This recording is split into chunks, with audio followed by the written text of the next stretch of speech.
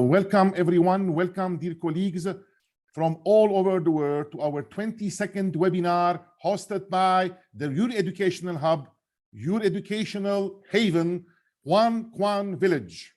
Right? Welcome everyone, we're very happy to have you with us today. And of course, we're honored to have with us for the second time on the demand of all educators from all over the world, Mr. Cormac Davey is going to talk about formative assessment. But first, Cormac, welcome. Thanks, John. Thanks very much. Thank you. It's great to be here again. It's great to see all these people. Always a pleasure, and very, very grateful to Quan Quan Village for allowing me the privilege of being here. And greetings to all of you from my island in the North Atlantic, Ireland. And as I said at the very start, so we weren't online yet. You're all very welcome anytime. There's no problem. I can't recommend the weather actually today, but what we'll do is we'll get started. If you have any questions during it, you can put them in the chat. I think you know the format already.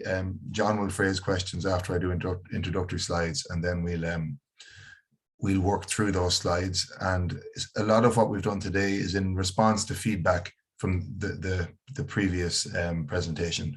And I suppose that in itself is formative assessment, real and live in the workplace. So just allow me a moment to share my screen. Yeah, and yes, go ahead, please, Cormac. Yeah.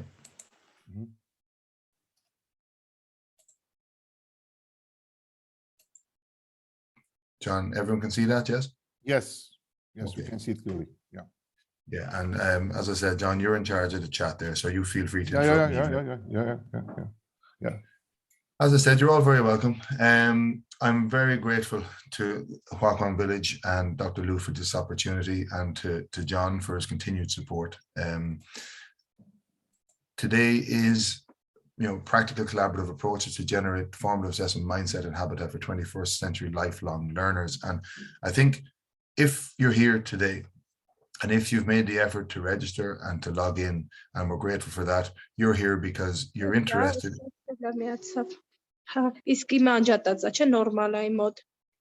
Yeah, please make sure you're on mute mode, please. Yeah, go ahead. You're interested in the learners in your classroom or the learners in your school. And some of the work we're doing today is going to be based on how we can best improve the formative assessment practices in terms of planning, unit planning, lesson planning within the classroom itself, but also within the staff room and within the school in terms of observations and stuff like that. I mean, if formative assessment is to be real and is to be part of the student's educational experience, it should be part of the teacher's educational experience as well. My name is Cormac Davey. Allow me, Cormac, to present. Okay, sorry, yeah, no problem. Yeah, please, yeah, thank you. Cormac, our great educator today, is from County Kildare, Ireland, a teacher of history, politics and society, and religious education. Cormac has worked with the Professional Development Service for Teachers, PDST, with whom he promoted the improvement of teaching and learning in schools throughout Ireland.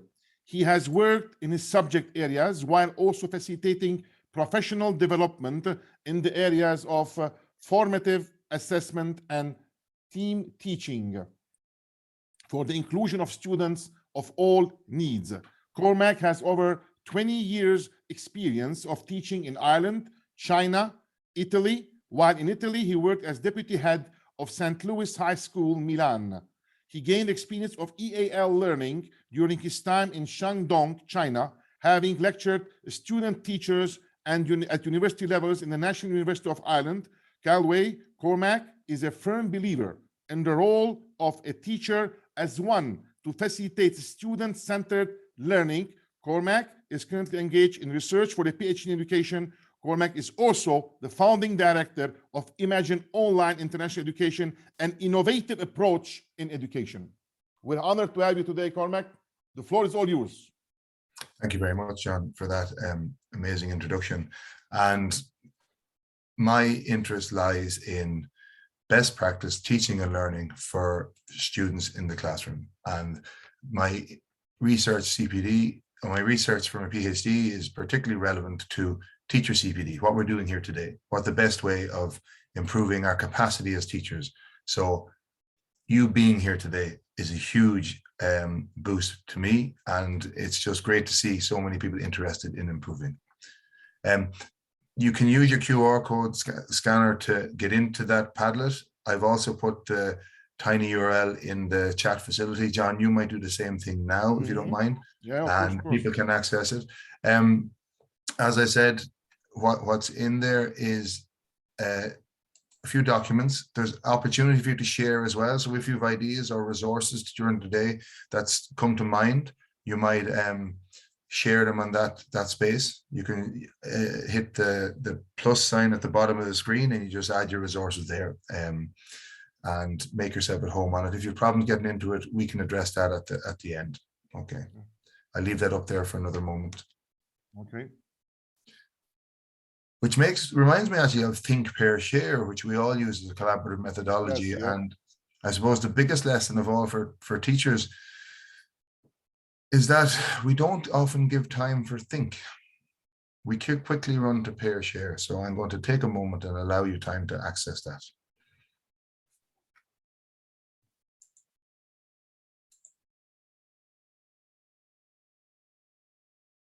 And as I said, if you have trouble accessing it, we can fix that for you at the end. Okay. Today's today's webinar is in response to questions arising out of the last day we met. And as such, there's one or two slides that are common to both because there's a message that's very important that we need to get across. And John, do you want to phrase a question? Yes. Yeah. Because we assembled them in summarized questions, so it can be easier for you, Cormac, to, The first question, Cormac, based on the feedback from last time webinar 2 months ago, how can we initiate summative assessment tools using a formative assessment approach? And please, can you outline for our educators today some samples tackling different subjects?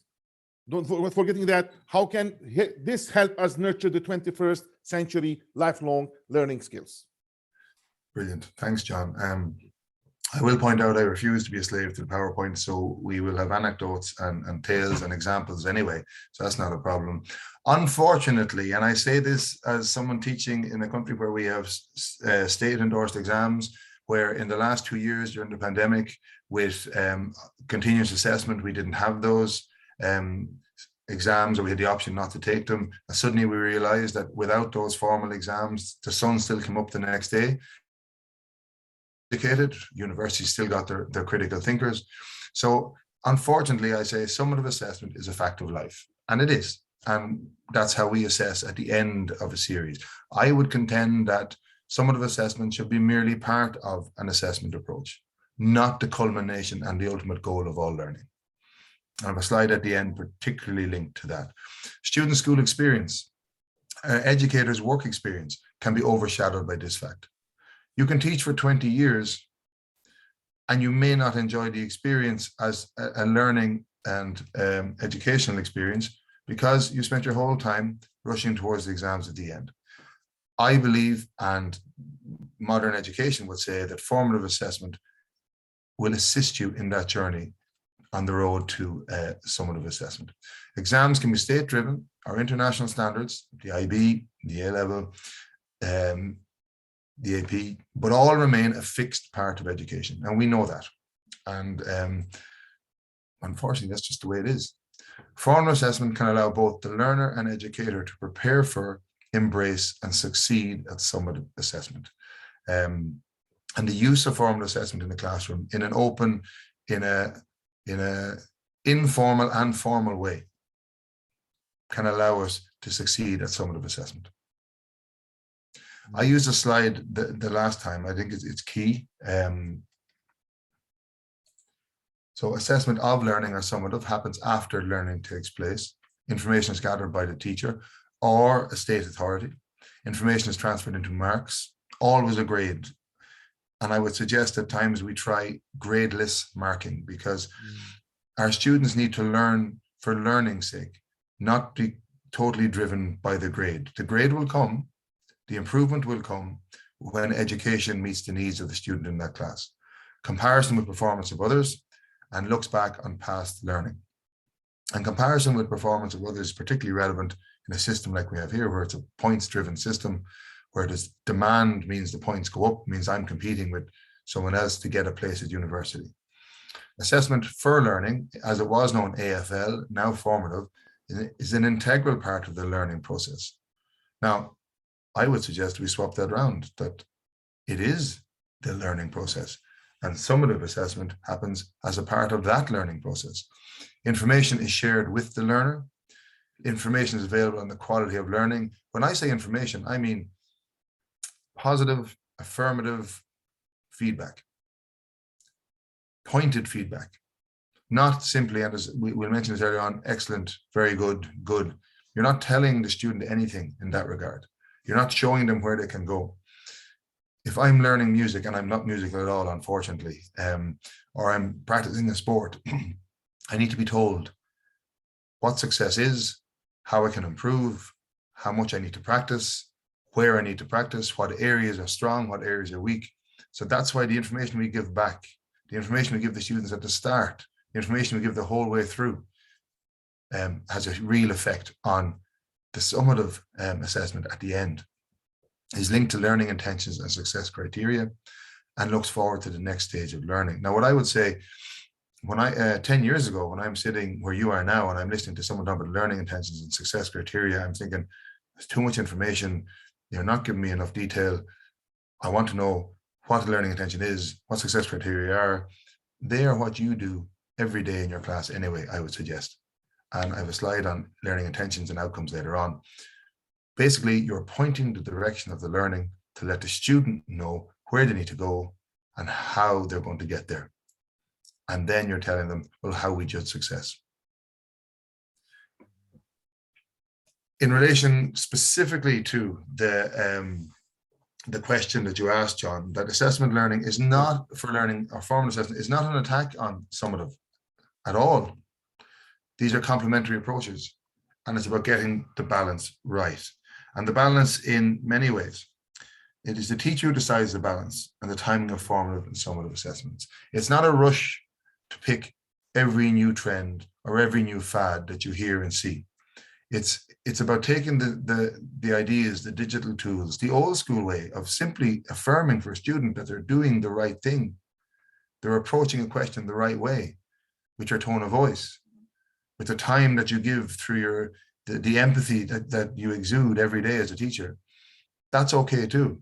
So it's not a race to pick as many different methods as possible. What it is up to you as a teacher to decide, because you know the audience. And especially in the online space over the last 2 years in the pandemic, that continues, but hopefully we're emerging from, that we've learned different ways of affirming, learned different ways of providing formative assessment, formative feedback, outlining the success criteria. And in an online space, and as I mentioned earlier on, this is why I was talking about it as you came in to this virtual online room, that we're talking about not having that water cooler moment. You don't have that moment now in an online space to affirm the student the way you would have face-to-face. And we're back to face-to-face now, but you've learned those skills. So it's us who decide the balance and timing of formative and summative assessments.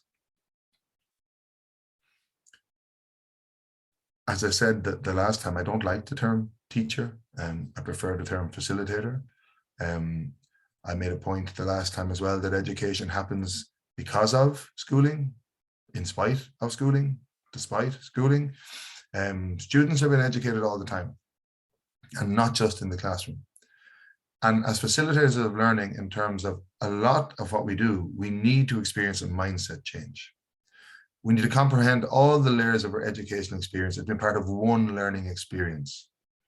So when I'm working and doing webinars here in Ireland with post-primary teachers around the country, I often say to them that, 15 years ago, we talked about numeracy and literacy. Then we talked about school self-evaluation. Then we talked about looking at our schools as a managerial document. And then we talked about formative assessment, learning intentions, learning outcomes, success criteria, ongoing formative assessment, positive feedback, collaborative methodologies, and so on, and so on, and so on. And teachers are hit with all this knowledge. And somebody should have taken the time to say, look, it's all part of the one. You can't just do literacy and numeracy 10 years ago and not do it again. It has to be part of your everyday experience. And it's not like, for example, numeracy is not the sole area for maths teachers or business teachers. It has to be in every subject. We have to immerse our students in education in every subject. And that's what I mean as being part of one learning experience. So formative assessment is a key component of any student's experience in terms of being successful with summative assessment, in terms of reaching the grades that they need, not we need as teachers, but they need. And that's why they're in our care. And I use that term care in particular. Summative assessment is to be understood as part of the process of education, including the core element of formative assessment. And that's the mindset change, that we don't become driven towards this end goal of exams. And as you can see in the diagram that I spent ages putting together, because I kind of like that stuff. And I like, as I said to you the last time, when you, in terms of resources and using active learning methodologies and using Venn diagrams or fish bones or any of that graphic organizer stuff, I like big circles. So all of my diagrams will have big circles. They may not work for some people. Some of you out there listening will like straight lines. That just doesn't work for my mental state. So learning outcomes leads to learning intentions. They're interchangeable, success criteria, and telling somebody what we require if we're going to call it successful. Ongoing formative assessment. It can be the conversation about how they're getting on. It can be the feedback from the student. It can be using Mentimeter in the classroom. It can be taking questions back. It can be asking to use an exit ticket, leaving the classroom. Tell me 2 things you know and 1 thing you don't. Tell me 1 thing you want to learn in the next class, which is how we're going to evaluate this session. Formative feedback, summative assessment, and then reflect. Yes.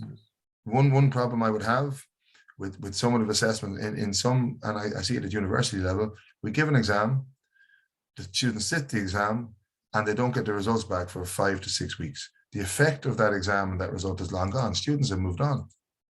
Yep. The students we have are an instant generation.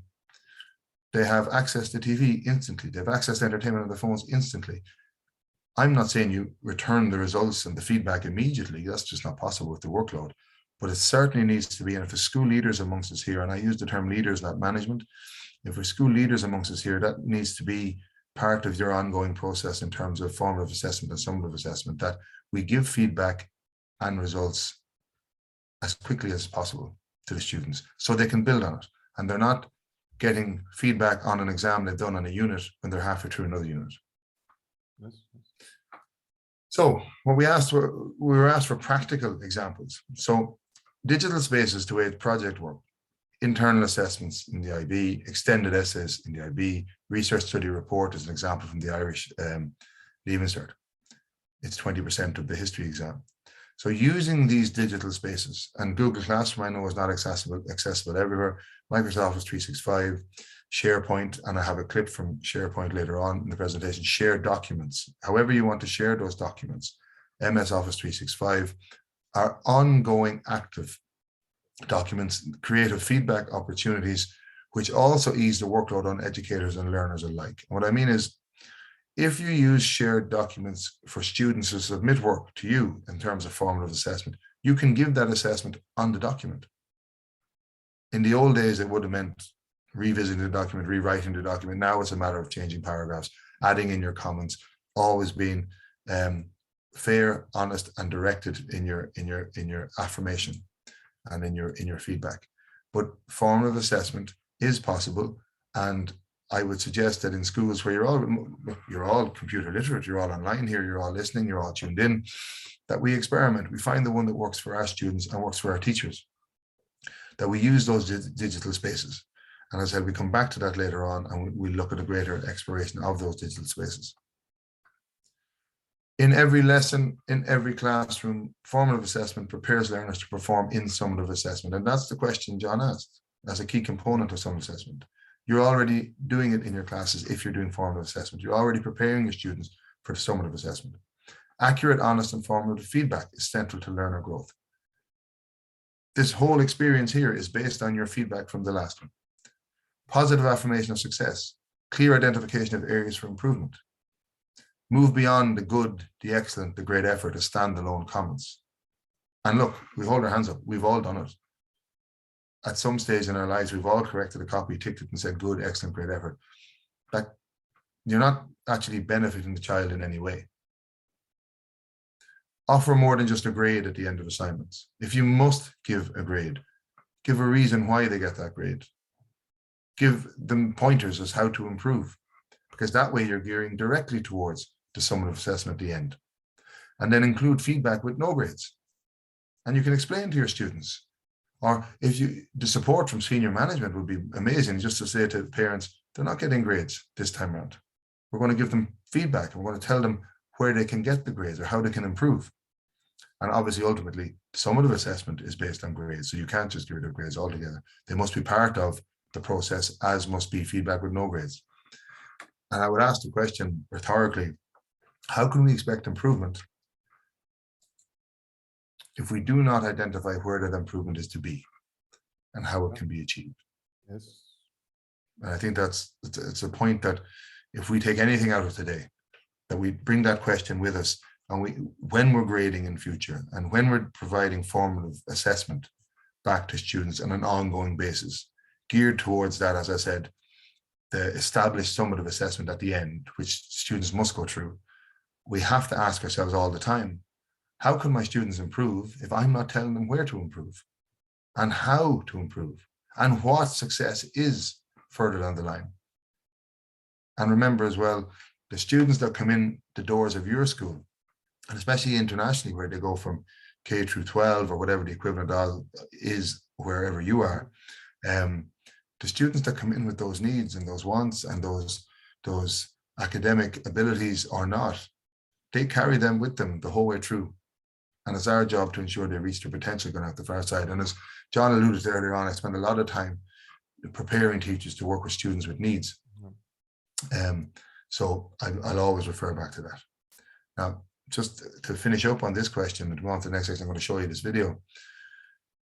But with good teaching and learning practice in terms of formative assessment, I'm going to ask you just yourself, because we probably don't have too great numbers to have a massive discussion here, that formative assessment provides real-time progress measurement on the way towards summative assessment. And that's key. And that's, I can talk about methods and how to do it, but as real every life practitioners, you want to know why we do it. It provides real-time progress measurement. It's more than just a tool for summative assessment. And I'm going to ask, when you're watching this, just what values for having a formative assessment mindset can you see in this video? And just take a moment to consider it yourself.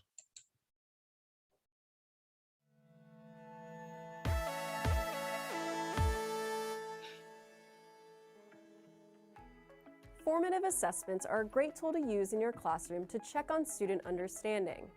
One of the best attributes of this type of assessment is that they can be used at any time. Unlike summative assessments that come at the end of a unit, you'll want to use formative assessments regularly to check the rate of progress. The three primary goals of a formative assessment are: 1, to check your students' current content mastery level; 2, to find which strategies have been effective in teaching the curriculum up until this point; and 3, to determine how to help your students reach the learning objectives that they haven't mastered yet. Using a formative assessment allows for real-time data collection and provides an abundance of useful information. The information that you collect from the assessment allows you to monitor for differentiation and to identify the students who might need additional support for the lesson that you're teaching. The data provides quick feedback that students can use to measure their own improvement and watch their growth during a unit of instruction. And as for the teacher, it enables you to determine exactly where your students are in understanding. You can adjust instruction accordingly in order to close the learning gaps. Quick formative assessments will also make grading simpler for you, ensuring that you can reteach and move on with your next objectives in a relevant, timely way. The key to a successful formative assessment lies in its creation and execution. The activity should be brief and engaging, allowing students to quickly demonstrate to you what they have learned. Keep in mind that formative assessments are not long tests or high-stakes quizzes that take up important instructional time. They're a quick, targeted information gathering tool. They can be in the form of an entry ticket, an exit ticket, or even just a quick warm-up question at the start of class. The opportunities are limitless. Whichever shape or form you choose, be sure to use formative assessments often. John, do you want to come in? And yes, that's outstanding, and that's why our my next question, Cormac, will be that okay, we know that the formative assessment it's very important. The teachers are struggling, or facilitators are struggling to integrate that. So we all agree that formative assessment approach is more than a mindset and a tool. Okay, it's every day formative. It's more than an approach. It's a mindset. It's more than a mindset. How can we integrate this crucial pedagogical methodology called formative assessment in preparing the different curriculum mapping documents, yearly plans, unit plans, weekly plans? And if you can describe for us some related samples of weekly, unit, and yearly plans from formative assessment to formative mindset. Thanks, John. I found this question very interesting because I'm always slightly reluctant to produce examples of plans when I'm working with teachers here, because what happens, we all go to webinars and we all go to CPD events, and if we're given a document, that becomes our template. Plans, unit plans, curriculum plans, and expectations differ and vary from school to school, system to system. And we have to meet the standards expected of us by our senior management team or by the organization that's running the school. And that all makes perfect sense. So what I would say is what we're going to talk about here, related to your own experience as much as possible. I've taken samples from teachers that I work with, and I have the permission for this. And I'll point out simple ideas that how we can include, and a lot of it's just putting the text in and identifying what we're doing and why we're doing it. And the reason we do this is on this slide. So similar to our earlier point about summative assessment, curriculum mapping documents are a necessity and are a fact of life for educators globally. And they should be. Why? Because they provide an outline for teachers. This is where I'm at, this is what I'm doing, and this is what I intend to do. The extent of those planning documents depends on the school's policy. And maybe we need to revisit those policies. It provides a legacy for the next teacher. In a transient world where teachers move on, or teachers might be out sick or on leave, it's a legacy for the next teacher coming in. It's a roadmap. This is where I'm at, and while I'm away, could you continue this? It's a record of progress. It's telling us where we're at, it's telling us what we've done, and it's telling us how we've done it. And you can include the students' level of attainment, where they are. And it's a detail of where the learning is going. So what I see of these documents is an everyday manifestation of everything we're talking about here. It's a tool for providing an aspect of teaching, but it's definitely not the whole picture. And we cannot become slaves to the documents to the detriment of actual teaching and learning. What happens in the classroom and the workroom or staff room, however your school is structured, is far more important than what happens on that teaching document. And sometimes we become slaves to the documents and we forget to bring that straight into the classroom. For example, in my work as a university lecturer, part of the assignment the students get at the end is to create a learning experience, including all the stuff that we're talking about: formative assessment, success criteria, the use of a hook and a stimulus, the embedding of digital technology, differentiation, and put it all into a learning experience. And because it's an assessment, I regularly get scripts back to me that I have to assess and correct. And the student has tried to put every single particular skill, every single digital tool, every single learning outcome into the one lesson. And I know why, because it's an exam scenario and they want to impress their lecturer, which happens to be me. But in reality, those lessons never play out. And those students have become slaves maybe to, I have to get all the information in. So in terms of curriculum mapping documents, always be conscious that it's the teaching and learning we're there for, but we must do the documents because of what, and this line here. It's incredibly important that we do them. Yes. Shared documents, which I mentioned earlier. So SharePoint and Microsoft Google Docs or something similar is a great way of going about it. I have a clip from SharePoint from a school I've been in, a shared space for those documents, because those documents need to be live. They need to be living documents. They need to be organic. They need to change with the needs of the students with which they're caring for and the needs of the teachers who are teaching the subject. If you plan lessons for 2 weeks and you get it done in a week and a half, you need to be flexible and have the support of management to know that you can keep moving. If it goes overtime and goes overtime for the right reasons, and what I mean by that is if it extends beyond the time period outlined because you're meeting the needs of students in the class, because you've done your formative assessment and you realize the students aren't getting it, that's okay. You have to make the time up elsewhere, obviously, but that's okay, because ultimately you're looking after the needs of the student in that class. You're helping them achieve their potential. You're differentiating upwards and downwards, which is incredibly important. When I say upwards and downwards, I make this plea all the time. Please don't forget about the middle. As somebody who spent and still spends most of my life in the middle, don't forget about us, all right? Differentiate up and down and look after the middle. And each school or group have your own expectations. Each management team, each department in the school might have their own expectations. We come to it with different types of intelligences in a staff room, and that's the point we'll get to later on. The variety of abilities and intelligence in the staff room, we approach these documents differently. So where formal assessment is evidenced, every class preferably, it should be highlighted in the plan, and that's key. So when you're doing your planning, when school management are looking at your plan, they're entitled to expect you to put it into your plan, and you're entitled to expect them to acknowledge it. The method of formal assessment should be mentioned.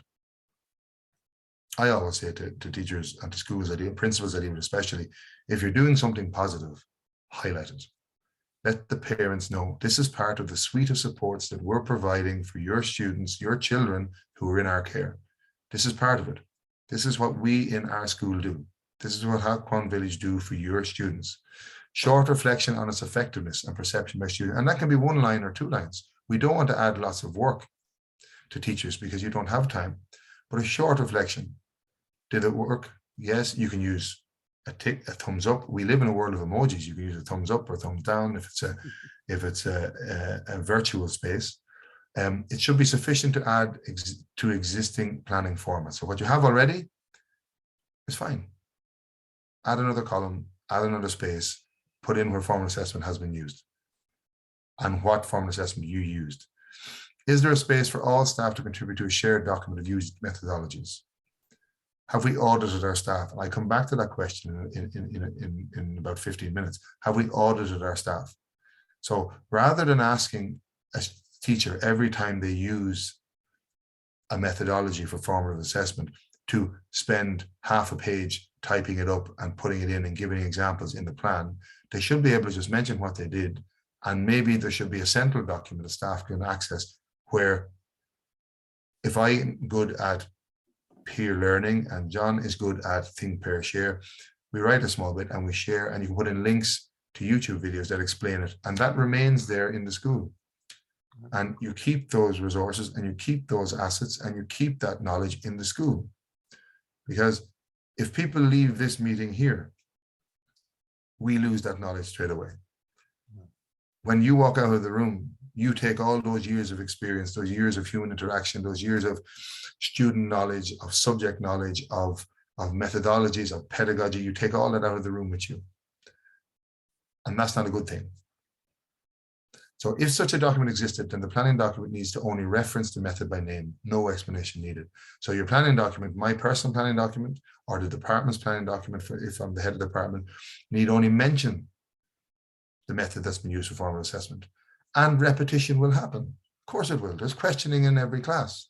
There's student feedback in every class. There's exit strategies in every class. Of course they're going to be repeated. And that's okay.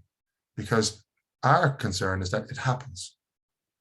How it happens is the next step. And we're giving you clues and hints and suggestions how that can happen.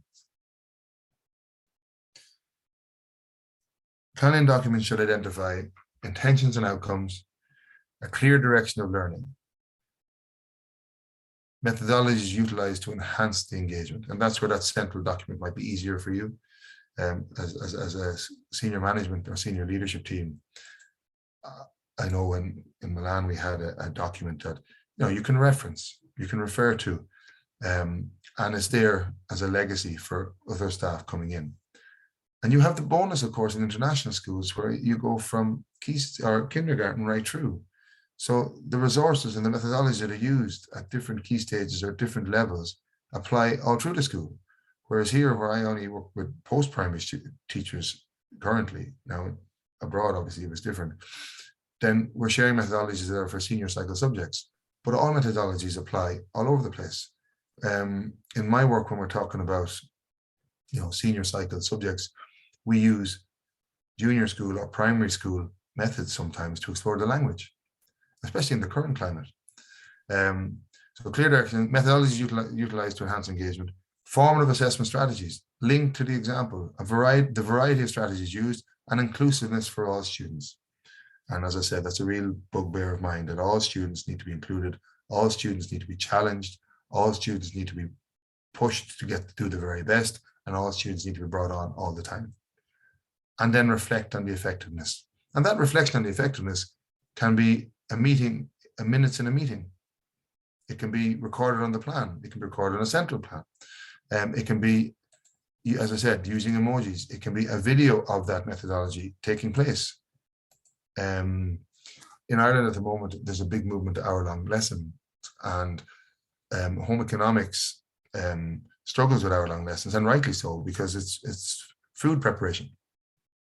And one school I was in recently got over that initial food preparation stage by getting the students to video their preparation, and then it was put up on SharePoint actually in Microsoft, and now every student can access that. So yes, they go through the initial few weeks of learning the first stages of preparing food for cooking in terms of the very practical chopping of vegetables, etc.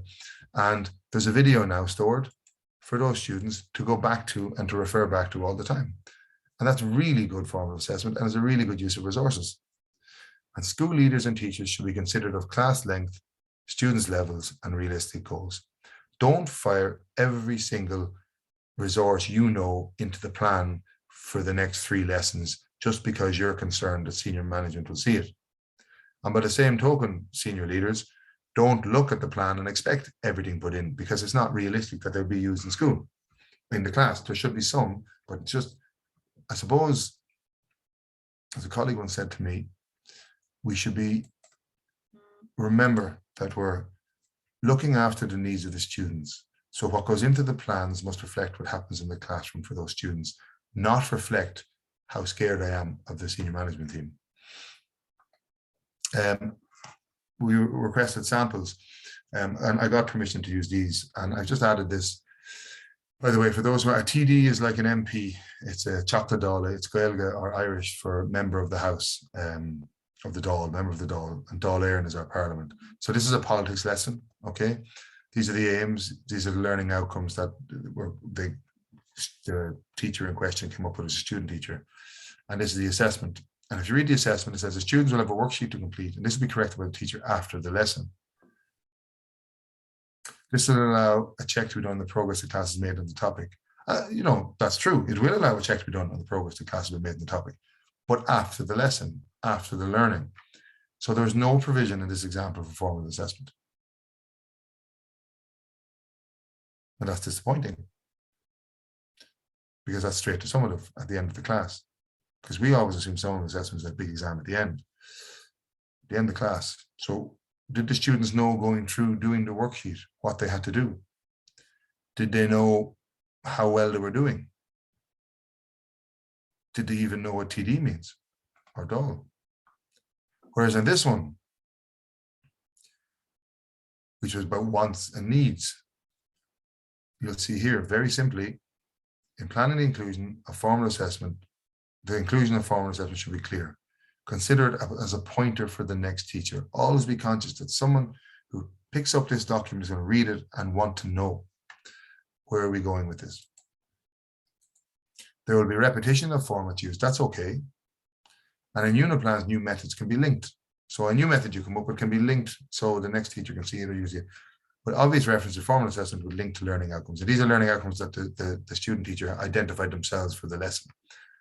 Not a necessity, but what is a necessity is to clearly reference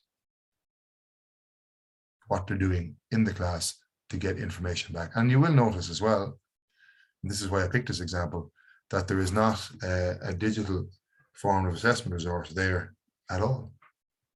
I did that for a reason, because sometimes we become slaves to that. And it's important that we realize that the older methods are just as valid. And I have its reference in this diagram here. I put reflection there. It's at start and finish. We should reflect on everything we do. Before we go into a class, we should reflect on the learners in the class. We should reflect on, maybe we might need to work with the SENCO or the person responsible for additional needs and see what needs are in that classroom. How can I best meet those needs? That's a discussion to be had probably at the start of the year. And when you come back and you return to the school and you get your timetable and you've never taught the class before, that's a time maybe where senior leadership would say, okay, we need to tell the teachers that are coming in, I'm going to teach that class, what needs are in that class. Obviously, you respect the students' privacy, but you need to share those methods. Then you outline going into the class the learning intentions, the learning outcomes, and the success criteria. And I'm recapping on stuff, all right? We provide formative feedback. We use active pedagogy, so collaborative learning, think, pair, share, walking debate, which I mentioned before, invite a personality to dinner. I watched a documentary yesterday about Einstein. So as a science teacher, you can invite some of those key figures from science in to get them to discuss a given topic. And the students go away and they take on the persona of the particular scientist and they read up on them. They do some prior learning, prior study, and they come in, and the first 50 minutes of the class could be them debating that particular topic around the table collaboratively, which would be great. And the last bit, the old style, asking questions, getting information back, that's okay too. But we need to be flexible and we need to include all, and we need to remember, as I said, that this generation of students are instant learners. They're used to getting instant information all the time. And it's not that we have to absolutely ape and copy everything that happens in their other lives, but we just need to be conscious of it. Okay, and that's why we ask for the active engagement. I put this in specifically because we throw out these terms. Learning outcomes are statements in curriculum specifications to describe the knowledge, understanding, and skills and values students should be able to demonstrate after a period of learning. A learning intention for a lesson or a series of lessons is a statement created by the teacher that describes clearly what the teacher wants the students to know, understand, and be able to do. So one is by whoever creates the specification, and one is by the teacher. We are inclined as teachers sometimes when we're planning to spend an awful lot of time worrying, am I getting the learning outcomes right? Are the learning intentions right? Your goal in planning is to make sure that the teaching and learning in the class has been done. I took this from the last presentation because I was so conscious that some of you may not have been here. Graphic organizers, there's a resource that we have in my job. I'll provide that again. It's PDST/graphic organizers, and you can access that and you can download them digitally or you can print them out. Edpuzzle I use to, especially as a history teacher, I use it to clip videos. Duolingo, I think we all know, as John knows, I'm a slave to Duolingo because I'm trying to learn Italian. I was going to say improve my Italian, I'm trying to learn Italian. QR coding I've demonstrated already with the Padlet. Slides we're using at the moment, but I don't like being slaves to slides. So interaction, sometimes classes with 4 slides and lots of interaction are better than classes with 24 slides. 5 points, asking student to give you 5 points that they remember. Stop and jot, just stop. Tell the students to stop. Write down what you've learned. Write down 4 things you've learned. Too good, too bad. Write down 2 good things and 2 things you're good at, 2 things you're not good at. Use emojis. Traffic lights. Red means I'm struggling. Orange means I need help. Green means, yeah, we're okay. And that can be very simple. A lot of schools put it into the school journal so the student can have it open on the page. No one needs to know. The teacher walks around and they see that, well, I need to help Cormac because he has red open on his desk. And I suppose that's a senior leadership thing when you're planning next year whether students are going to have the journal or what's going to be in it and what's going to be in the student diary. Walking debate, invite a personality to dinner, I was discussing earlier on. What could I do better? I wonder how many times we ask that question of ourselves as teachers. What could I do better? Journal use. It's good to write down what you're thinking. And sometimes we get involved in classes, especially in the subjects I'm involved in, and it becomes a debate. And, you know, next thing, you have 5 minutes left, you get the exit tickets and they walk out and you just wonder, great, the debate was brilliant, but what did they actually learn? And it should become normal practice that the students journal at the end of each week. And journaling can be 3 or 4 bullet points. It doesn't have to be an essay. You know, this week in history, I learned, or this week in maths, I learned this, and I've practiced this and I'm not good at it. Visual scale on the wall, visual, I would say all the time, hooks, stimuli, timelines, posters on the wall all the time. Go back to primary school when we sat there and we had the verbs of the language we're learning on the wall in front of us, and it just became part of your everyday landscape, your educational landscape in the classroom on a very personal level. And then you get to MS Forms, Kahoot, Flipgrid, and so on. As I said, these will be available anyway. They're on the previous slide deck.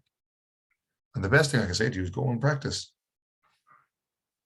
What's the worst can happen? You know, go and practice and find one that works for you. And I would say this to every teacher: find one that works for you and works for your students. Take one with your senior students, use a different method with your junior students, and reflect on it. And if you learn 2 between now and the summer, and you learn 2 between the summer and Christmas, then all of a sudden you have 4 in a calendar year, in an academic year. If everyone in the department does that, the number of resources and methodologies that your department are using grows exponentially, and it's incredible then. And then you can share those resources with each other. I put something like this into everything I do, because I think we have to be very careful not to lose the skills that we've gained over the last 2 years. Educators have embraced, encountered, and experienced a myriad of new classroom skills. What teachers and educators and school leaders have done globally during a pandemic has been awe-inspiring. I have been privileged to work with a lot of principals and teachers over the last 2 years in an online capacity and now back face-to-face. And the work and the endeavor and the planning that you have done as educators has been incredible. But we shouldn't forget those skills. We've honed those skills and we should bring them with us. Online teaching, Google Jamboard, MS Whiteboard, breakout rooms, Mentimeter, shared documents, shared spaces, videos of learning, that home economics example I gave you, flipped classroom, prior knowledge, team teaching, oral feedback. The use of learned IT skills shouldn't diminish. We need to bring them with us. And it's a responsibility, but we need to bring them with us. Our students live in an instant society, and it's an imperative we match their expectations. And you have done that in the last 2 years. We have done that in the last 2 years, and we must continue to do so. John, that brings us to the end of that. Outstanding, Cormac, outstanding. Already you gave us the detailed roadmap, how to do the collaborative lesson planning and preparation for the class and executing them in the class later on. It's outstanding. And here we can see that formative assessment is no more a simple approach. Formative is one of the pillars, not to say generates and helps and assist all the other pillars to stand on. That's why my next question will be, can you elaborate for us more on the different pedagogical methods to be followed to integrate the formative pedagogical methodology within the different progressive pillars of the facilitating learning environment, knowing that this methodology plays, as we said, a crucial role in reinforcing those pillars, like preparing, applying rubrics, classroom observations, collaborative planning, differentiation strategies, horizontal integration, student-centered classrooms, and of course, differentiation by emotion, classroom without borders, real-life-based education, and facilitating, not teaching. That's a great question. And I like that it specifies areas. Again, like I said about the planning documents vary from school to school. Planning approaches vary from system to system. I would say find what works for your system and your school. And if you're not sure, have a discussion with those who make those decisions. And everyone in what we do is in it for the right reasons, from my experience, and we're all educators. And I would say the same here. I've just outlined a few things in response to this question. This is not the total list in any way, shape, or form. And none of us are absolute experts. I learn every time I go into a school, I learn something new. I learn a different approach, because schools, like your planning documents, are living active, organic places where there's multiple intelligence in staff room and in school population. There's all sorts of various issues flying around in staff rooms and in school population. So make sure that everything we do today, try it, practice it, find a different method that might be better, might work for you better, and share it with your colleagues. And that's what I get into here, sharing that information. So classroom observations, real life-based education, classroom without borders, differentiated strategies, differentiation by emotion, facilitating and not teaching, collaborative planning, preparing and applying rubrics, horizontal integration. The rubrics one, I would just reference that because rubrics are important, because for us as teachers and for students, again, it's back to telling students what they need to do to be successful. It's telling us as teachers what we need to see in an answer, in a reply to a question, into a reply to an inquiry we've made for information.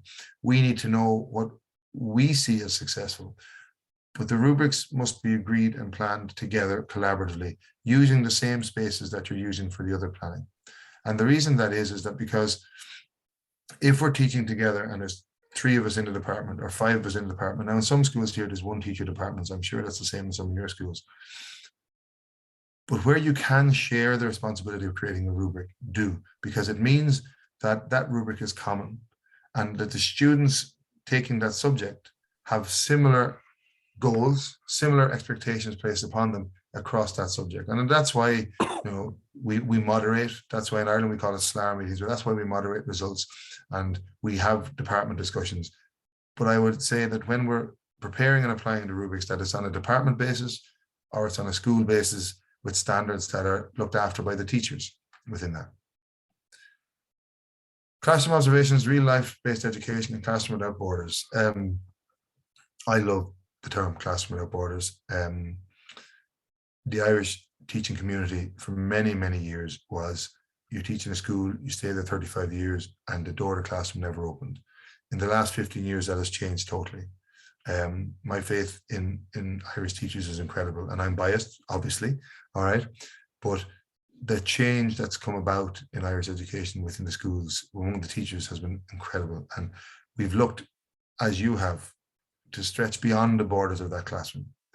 And I started with virtual reality classrooms. If we had no pandemic, I'd be starting with school tours and visiting places and going all over the world. But virtual reality classrooms, and I'll deal with that in a slide in particular. Zoom, MS Teams, Skype, Google Meet to link globally. A colleague of mine who's involved in Imagine Online International Education with me was doing Skype calls with schools globally 15 years ago, long before Facebook or Meta got involved in the virtual world. And he'd tell you that himself.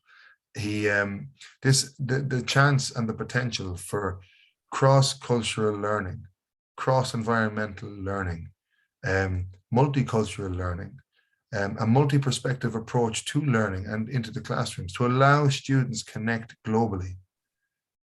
That's what classroom without borders means. That's what extending learning and teaching, so that when I work here in Ireland and I talk to John when he's based in Armenia or China, I learn from him. I learn from the cultural nuances. I learn of the expectations that Dr. Liu might have of his students as opposed to what I might have. And somewhere in the middle, then we can find a happy middle place. Virtual tours and real life reflection. So, and that's key because that's formative assessment.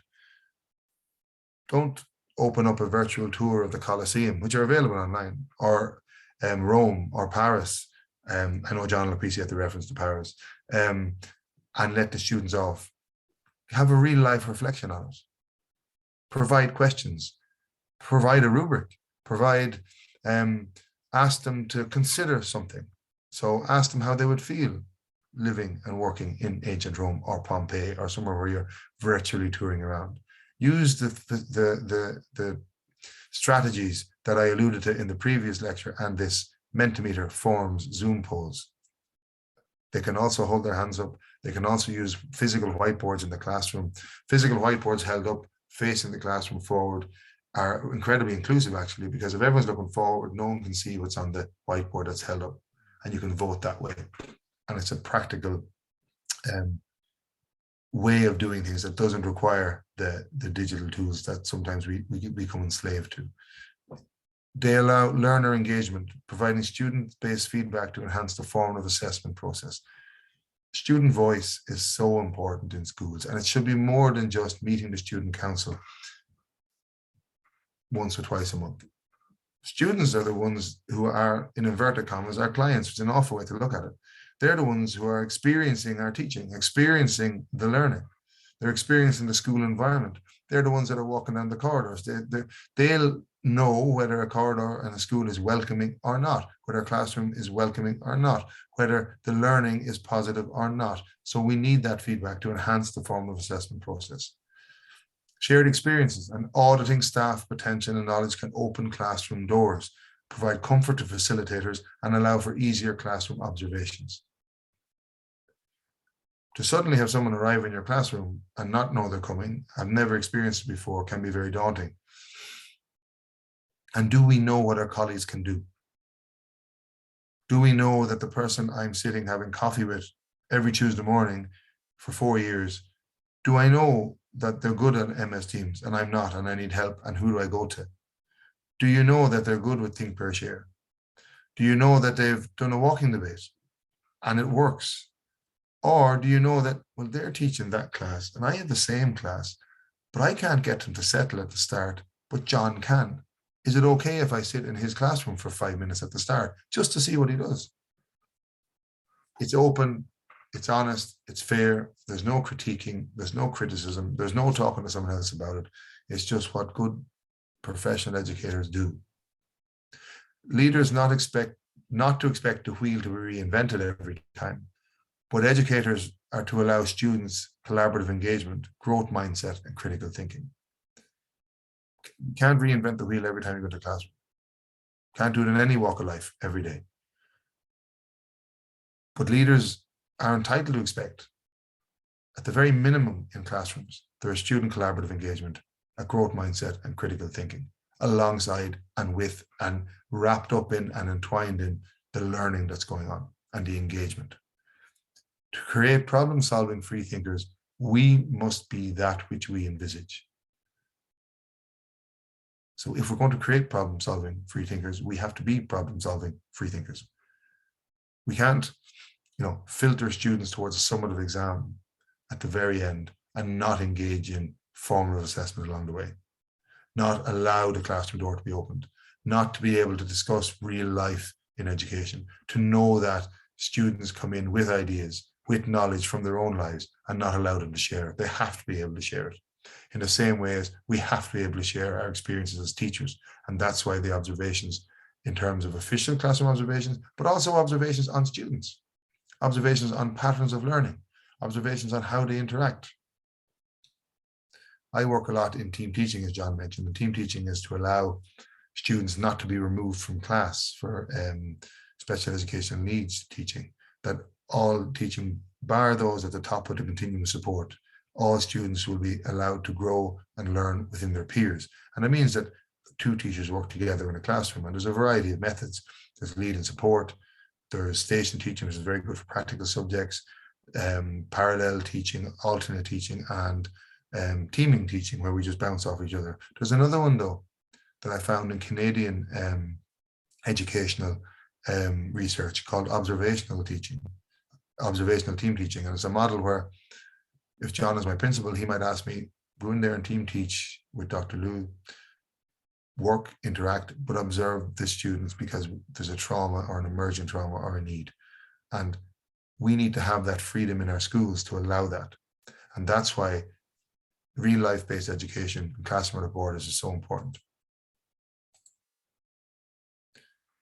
To extend the classroom at borders, a cyber campus. I read a lot recently on LinkedIn. I think that I'm not on LinkedIn a lot, but it's important to stay in touch. That a lot of schools are using VR, virtual reality headsets, and they cost money. And if we can all afford them, it would be great. But cyber campus is possible, and I don't say this only to promote Imagine Online International Education, but we have access to this. But virtual worlds are here. That's actually my avatar there. Virtual worlds are here and are very present, and students exist in them a lot, and they play their games in virtual worlds, and they communicate with friends globally in virtual spaces. So they probably know more about it than I do. They definitely know more about it than I do. I'm not sure about the rest of you guys. But there are options available which do not require virtual reality headsets or big investment for schools. And they should be explored, because students can attend from all over the globe, even on a weekly basis, once a week or once a fortnight for a tutor class. And I think it's a key point that the avatar is never judged. You can create any image in that avatar you want. And as adults, we may not appreciate that. And a simple example, nothing to do with computer technology. A principal I worked for, a very forward-thinking principal, who had daughters of her own, and that's key to the story, would have had to listen a long time ago to teachers telling her that the girls in the class shouldn't be wearing makeup, shouldn't be wearing, And her stance was, I remember having the conversation with her, I have daughters of my own. They wake up in the morning. Sometimes they're not feeling comfortable or happy with how they're feeling and looking that day. And that might affect their mental health. So our appearance as teenagers can cause us angst sometimes. The avatar is never judged. You can say what you want in terms of education. You can be comfortable in that online space. Those virtual worlds, like Open Simulator, they're locked in, they're safe, and they're monitored by the school. But I'm just saying that is a potential for Classroom Without Borders. There are no limits to where you can bring your classroom in the real or virtual experience. For formative assessment purposes, it is best practice, and I'm sorry to get all boring and practical on you now, it is best practice to assign a task, a series of questions, or create an expectation of mutual feedback. However, be imaginative. If in an art gallery, ask for a visual piece, ask for a poster, ask for maybe a video, a commentary on what they thought of their experience. I experienced this in a museum. I brought a school trip to Paris. I was part of it. I didn't arrange it. And we went to Louvre and we saw the Mona Lisa. And I remember walking past, there was a school there, a class, and they were sitting in the museum, filling out sheets of questions, filling out answers. And I understand why, that the teacher was being conscientious and they were being asked to give feedback and learn from their experience. But it made me sad, because you're surrounded by all these beautiful paintings and wonderful art and great exhibits. But we spent 25, well, not we, but that student or that group of students spent 25 or 35 minutes looking down at a page with a pen. There may have been a better way, is what I'm saying. So Classrooms Without Borders, very important, but they also must be rooted in formative assessment. In terms of collaborative planning, again, we alluded to it earlier on, the rubrics one I've talked about, horizontal integration, shared documentation again, living organic documents which change as school needs change. Just to be inclusive of all learners, appeal to educators to include all differentiation methods for all students. And remember, don't forget about me, don't forget about the middle group. Look upwards, look downwards, and look after the students that are in the middle as well. And these documents will be collaborative. They should be living. They shouldn't be sitting dusty on a shelf or a virtual shelf or sitting in a folder. They need to be addressed. And maybe that's once a year at the start of the school year when you have your meetings. Maybe it's twice a year. Maybe there's a position in the school where someone addresses those documents. But it is time, and time. It takes time. It does. But take the time to do it. And it becomes a whole school journey then. Rubrics and marking schemes don't stop when they're agreed upon. And I mentioned this earlier on. They need to be reappraised, moderated, and flexible. And I say that for a reason. I would have, in the past, gave different exams to students who are really struggling, and I was wrong. We need to set targets. So when we're setting our rubrics and our marking schemes, make sure that we have our targets for our students as well, especially those, you might have EAL students in the class, you might have students with needs in the class, you will have students that are high achievers in the class. The rubric is fine to be generic, but you yourself must have set targets for those students. So if Cormac can answer to question 6 of 10 this time around, my target should be to get to 7 or 8 next time around. If John is at the top of the class pushing for the highest grade, then you must set the target different for him. You don't have to verbalize it, but you just should know that when you're marking, and use that knowledge when you're providing your feedback. So is 6 out of 10 for me as good as 9 out of 10 for John? It may be. And we have to be conscious of that and be conscientious in our marking. Challenging real attainable targets. And what do we as a department accept as progress? What is progress? Is it every student getting the top results? Because I know the teachers and school leaders are under pressure to get top results, but be conscious of what progress is and what achievement is. Horizontal integration will occur as part of an inclusive whole school approach involving all of the stuff that we're talking about here this morning. Now, I got permission for this as well. Collaborative planning can be done in a variety of ways. Just as I add into the next slide, the last slide. The most time-friendly variations can be online. So as I said, there's no need to redo documents. MS SharePoint, Google Docs, or MS Word can be used. SharePoint in particular, and I don't have any allegiance to any particular group, allows creating and sharing of live department folders, making collaborative planning part of everyday practice. And that's my own school there in Ireland. You see a Polling Society department, school plan, staff area, Polling Society P department. In collaborative planning, we can create real or virtual folders. I mean, we want to be virtual, we want to go online, but if we can't, we can't. It doesn't mean our standards drop. We must audit staff knowledge, and that's what these two documents are. And you can find one that suits your school. What are you good at? Who's good at? Who's good at it? And are they willing to teach the staff? Are they willing to meet the staff for 15 minutes during a inset day or CPD day instead of going outside the school? Why not access the knowledge inside the school? Why not make that collaborative planning part of our practice? We are trained professionals. Everyone is a qualified professional, and we should accentuate that fact and enjoy that fact. Internal CPD from colleagues, meet, teach, and eat. There's one we had in our school. Used to meet, used to share a teaching methodology, and someone used to always bring cakes and buns or lunch or food or something, and it happened during lunchtime. So yes, you were giving up 20 minutes of your lunch break once a month, but you were getting the best quality teaching and learning, but you're also getting the best quality food, which is great. And it's a great way of integrating. Not everyone has to go to, but it's a great way of integrating departments. It's a great way of integrating new staff, especially international schools where staff can be transient, integrating new staff and sharing new knowledge and learning about your colleagues, empowering staff to drive the teaching and learning.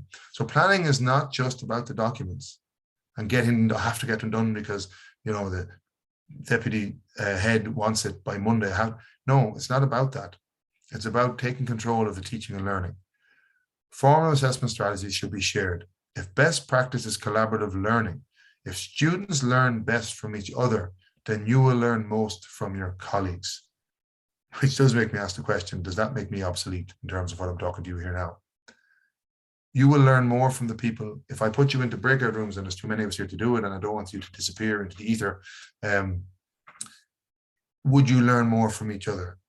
Maybe not today, but definitely if it was a regular occurrence, you would learn more from each other. The conversation would flow. And the second document is just transferring skills among teachers. It's the same as asking your students, what do you know? What do you want to know? How can you learn it? Okay, it's the exact same. I'm getting towards the end of this section now. Differentiating strategies, differentiation by emotion, and facilitating and not teaching. Collaborative learning strategies allow us to differentiate. That's exactly what it is. No dispensing of knowledge. I read constantly, especially when I'm correcting those university exams, and I read the definitions out for the students. No, this gap, this dependency that I have all the knowledge and the students don't, we have to break that and bridge that. It's not undermining your knowledge or experience or the degree or doctorate you might have in any way, shape, or form. What it is, as Rancière and Paulo Freire would have said, you know, taking away that ownership, making it more universal, allowing students not to feel dependent upon you for their knowledge. Allow them to explore the subjects themselves with your guidance, with your direction, with your planning, with the rubrics in the back, with the formative assessment that you use, with the success criteria.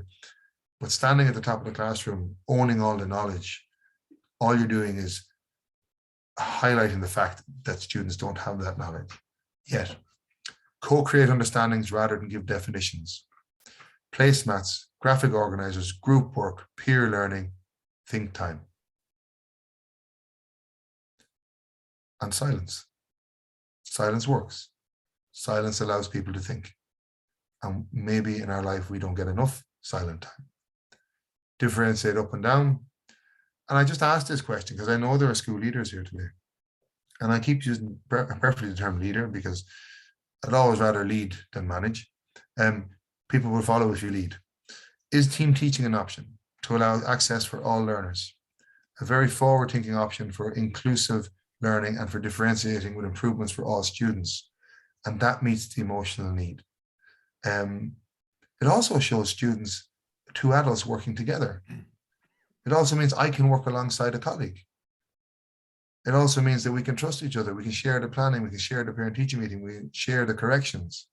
If I'm not a student expert, yeah, I may not be able to correct the higher maths paper because I'm in their team teaching, but I can certainly ask questions on behalf of 10 students who want to ask a question but are too quiet to ask a question. I can certainly input the knowledge into whatever software you're using to keep track of the results, even if I'm not a subject expert. Use of videos, poems, music, pictures, movies, quotes, relevant posters. If they're not relevant to what you're doing, you might have to take them down and put up relevant ones. Prompts, questions, or no questions. Let the students come up with the questions. Let them ask each other. Not every formative assessment tool needs to be digital. Quotes are a good one. I used to start teaching poetry or English poetry, and I said, I'm no expert, but I used to have to teach English for a while to students. I used to start poetry because there's a tendency in students maybe to turn off. I happen to like poetry. Big fan of Yeats, actually. But I used to start the poetry section with lyrics from the songs they like. And then when they realize that that's poetry, they're interested. And this is for all of us. I just took that generic model off the internet on the right, and I left it blurred because I don't want you taking it away and saying, oh, this is what we have to do. But formative assessment is as important for our colleagues as it is for our learners. Have we told our staff what we see as good practice? Do the staff see the senior leadership team's vision? Do they see the vision? We had to fill out an appraisal at the end of every year in the school I was in before my current job. And it was anonymous, but I wrote that maybe sometimes the staff room doesn't see the office's vision. And as an anonymous observation, I was then called to a meeting in a room, and the principal asked me, what did I mean? She recognized my handwriting. And I just said, I see your vision. I really liked her vision, to be fair, did an amazing job. But I don't know if the rest of the staff sees their vision. And that's not a deliberate thing on the staff's behalf. Your teachers are in the classrooms working to prepare students using formative assessment for summative assessment on a daily basis. They're planning classes, planning lessons, planning tours, planning lessons outside the classroom. They're getting on with their lives as well. So they may have time for the long-term vision. So do the staff see it? All the tools that we use for our students can also be used to support our colleagues. Would continuous open affirmative conversation not be better than 1 or 2 observations a year? It'll be more transparent, be part of lived experience where it's the norm. It's fair assessment. You're not being judged on 1 class or 2. You've been judged on teaching, empathy, and understanding. All colleagues are qualified professionals with knowledge, all of them. I'll give you a personal example. In a school I was in before, the principal did an observation. Thank God the teaching stuff was fine. The interactive stuff was fine. The use of digital stuff was fine. But I was pulled up on not wearing a suit. But nowhere did it say, no, I wore a shirt and tie every day. I'm not wearing a tie today. I explained that to John earlier on. I wore a shirt and tie every day, but not wearing a suit jacket for the class I was put up on. And if that was the school policy, that's fine. I have no problem whatsoever with it. But that was the first time I'd heard it. So that's what I mean. Have we told our staff what we see as acceptable and good practice in terms of classroom and how we behave? John, this is the last slide in this section. On differentiated strategies, again, the reason I picked this for you was that Nobody has all the answers. You will find thousands of strategies online. Pick a few, practice them, and go with the ones that work for you. Okay, but we certainly learn as many as possible. As I said, if you learn 2 a term and you do, you might learn 6 a year, your department earns 6 a year each, you really are building up your bank of knowledge. As a staff, we need to share ideas, our websites, our knowledge. If I find a website that works, I would always share it with staff. If I find knowledge, I would always share it. We need to differentiate our own workplaces and champion other subjects. And with that, I use that graphic at the bottom of the screen for that particular reason. I teach politics and society, but I would champion every other subject because I need every other subject. I need the history teacher. I need the religious education teacher. I need the economics, the modern foreign language teacher. I need the English teacher, the maths teacher to do the data questions for me, to do the statistics, to show me what the graphs mean, to come in and talk to the students. I need the social studies teacher to come in and talk to them. I need the geography teacher. We should never assume knowledge, and we should, more importantly, never assume that we know all the knowledge. And that's what I mean by championing other subjects. You are not an island. And in school, all of these strategies will work if we communicate. John, do you want to come in? Yes. Outstanding. Thank you very much. Really, it's a clear roadmap, transferring today from the formative assessment approach and mindset to the formative pedagogical pillar generator for all educators. All those pillars, if you don't have that formative pedagogical generator, it's almost impossible or very difficult to reach those pillars, that are the pillars of 21st century lifelong learning education. And that's why, after this very innovative, outstanding, constructive, and efficient description of the formative pedagogical methodology and generator being the binding force of the different pillars of facilitating the learning environment, can you please define or summarize for us the formative pedagogical methodology framework? I will, and I hope that people are getting something from this. I know there's a lot of information, and any questions we'll try and get to at the end. But the formative assessment pedagogical methodology framework is one that combines all the positive elements discussed over our 2 events. And we could probably have 22 more events, and we still wouldn't get to the bottom of it, because every time we would come with a new idea or a new perspective or a new perception of what we see formative assessment to be and the effects of it, because it is constantly changing, because those students in front of us are constantly changing. But it must include a clear outline of our intended learning for our learners. And I go back to that all the time. It's the very basis of what we do. So outcomes, intentions, and success criteria. Tell the students where they're going, how they're going to get there, and what we deem to be success. Along the road, provide positive, clear, affirming, and directed feedback. Dispense with the excellent, very good, good, fair, poor. Tell the student how they're doing. You'd like to be told. Identify targets for each learner. As I said, you don't have to verbalize them. They can be your own targets. You might have a whole group that you expect them to do every question all the time, and only have 2 that you have to rethink your targets for them. Challenge all the students to reach their potential from day 1 when they walk into that school to the day they walk out of. If they have needs, they carry those needs with them on into life after you. And I think the onus is on us as educators to look after those students and care for them and challenge them for while we're lucky enough to have them in our care. And make use of available tools, not only the digital ones, because in a formative assessment pedagogical methodology framework, we have to make use of all available tools to ensure that as the students are learning, we're telling them how they're learning, what they're learning, why they're learning it, and how well they're doing. And to do that, you must trust yourselves as educators. You really must. But then when I was putting this together, I thought, what if we have it the wrong way around? I'll get to Yoda and the island in a minute. Should we see formative assessment as a route way to the end goal of summative assessment? Because that's where we look at it. And that's where we started this discussion an hour and 20 minutes ago. If we do this, are we in danger of not enjoying the journey? I love teaching. I love the subjects. I really enjoy politics and history and religious education.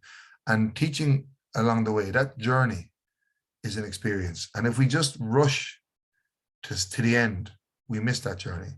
Learning takes place, as I said to you before, despite schooling as well as because of it.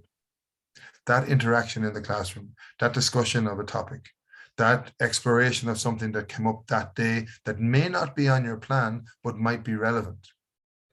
I know politics teachers that would devote a week to the American elections every 4 years, because it may not be in the course, but you're dealing with power, you're dealing with elections, you're dealing with electoral law, you're dealing with voting, you're dealing with people's perceptions, you're dealing with rights, all that stuff. So take the time to enjoy the learning and teaching experience. There may be a deeper educational question to be considered, though, when we're talking about this formative assessment pedagogy, as to what end are we educating our learners? What is the ultimate goal? And surely it's education. That summative assessment is merely a part of the greater educational journey, of which formative assessment is the guiding force. And it's the force that lights the way towards that end goal. Now, on the right, you have Skellig Vaheel. It's off the southwest coast of Ireland. It's further out into the Atlantic. Some of you who are Star Wars fans, like I am, may know it from the movie. I have a friend, he's a geography teacher. He was teaching physical geography. And every time he showed Skellig Vaheel, 3 or 4 of his students in primary school would only talk about Star Wars. And this drove him to the point of ringing me to ask. And my answer was, if they think Yoda lives on that island, and that is the reason they remember that island, and that is the reason they know that island exists, yes. So what? They now know it exists, and they know it's off the coast of Ireland. Now, they'll be very disappointed when they go out there and they find that Luke Skywalker and Yoda aren't there, but at least they now know. And that means that the journey to find that knowledge was enjoyable for those students, and it actually got to the end goal that the teacher wanted them to know about that physical entity that was that bleak rock where monks used to live, actually, out in the North Atlantic. And that's the point. The point is the journey.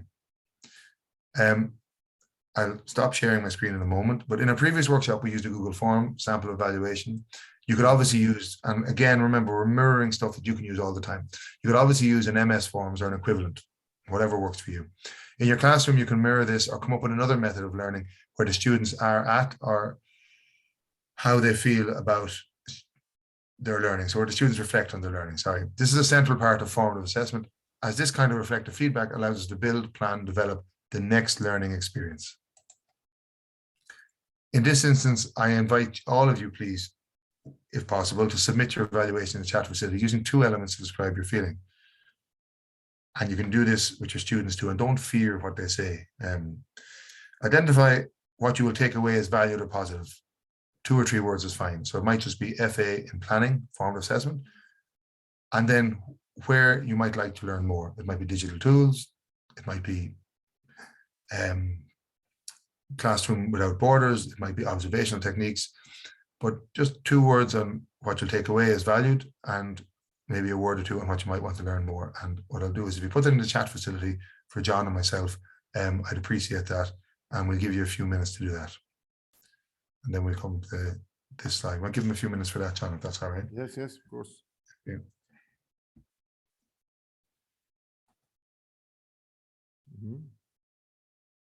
While you're doing that, as some people do, I want to take a moment, if that's okay, John, to introduce. Go ahead, please. Yes, of course. Yeah. Imagine Online International Education School.